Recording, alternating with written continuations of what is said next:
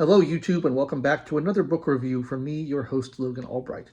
Today, I'm continuing my journey through the winners of the Man Booker Prize with the 1975 winner, Heat and Dust, by Ruth Prawer Jhabvala.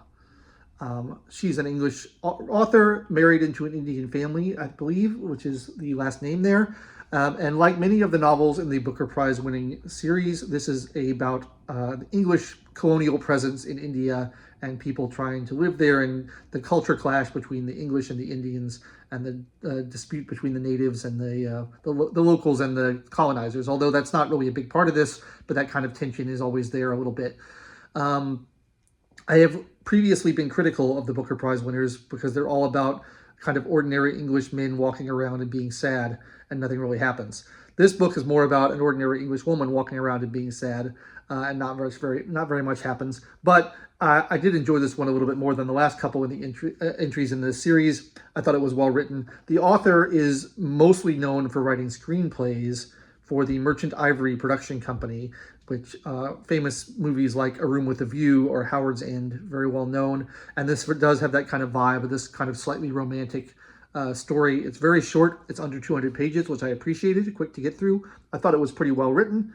I did enjoy it. And the plot is about, there's this granddaughter of the man named Douglas who lived as a worker, like a civil servant in India during the English colonial period.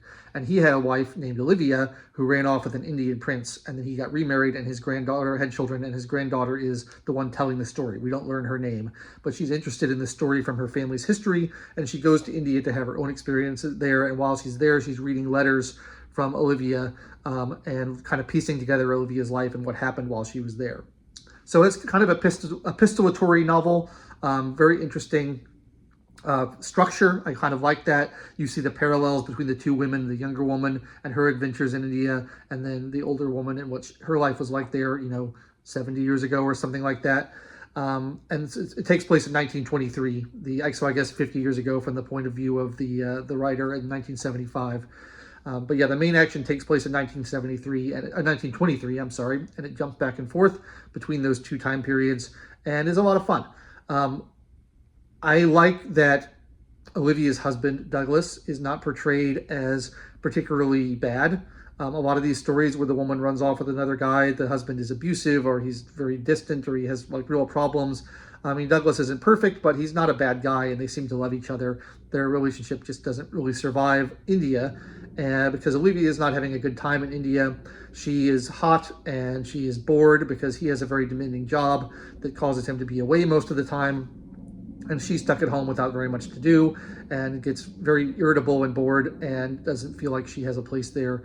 And that kind of leads to the tension in their marriage. Also later, she is unable to get pregnant, and that leads to tension in their marriage as well, and something that causes her to want to leave. But while she's very bored and wandering around, she encounters this kind of minor Indian prince and his circle of friends, and she goes to visit at the palace and is entertained there. She plays the piano and entertains them a little bit, and they have long conversations, and that's kind of how she gets on with herself while her husband's at work.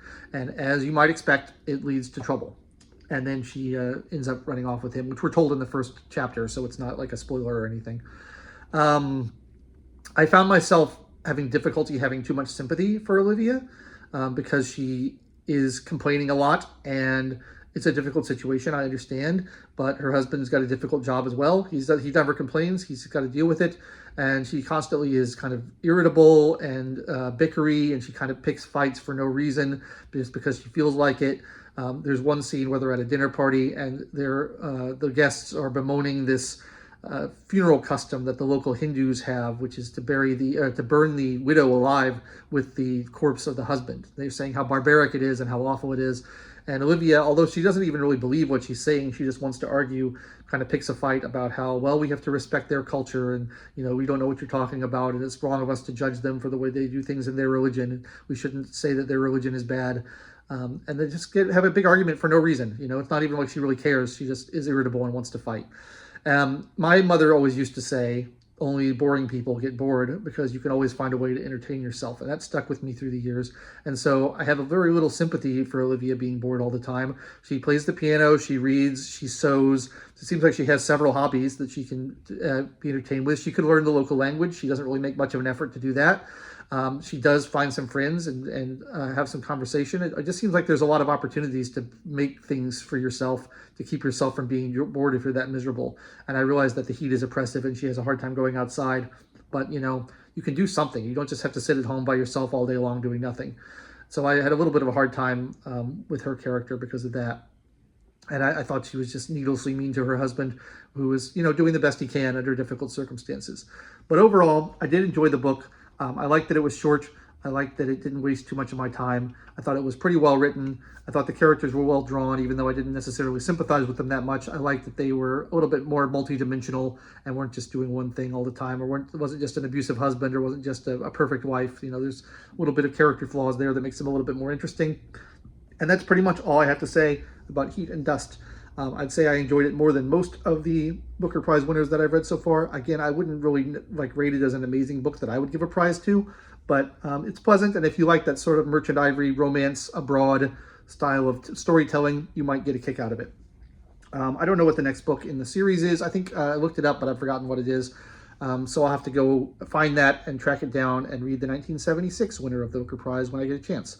In the meantime, I'll be amusing myself with other novels and nonfiction books. So make sure you check back next week, every Wednesday, for yet another book review from me. I try to get through one a week and post them here. If you enjoyed this, please like the video and subscribe to the channel. Click the bell for notifications. Leave me comments down below on your thoughts on this book or other Booker Prize winners or other books by the same author. I'd be interested to know what you think. And that's all I've got for today. So thanks so much for watching. I will catch you next time.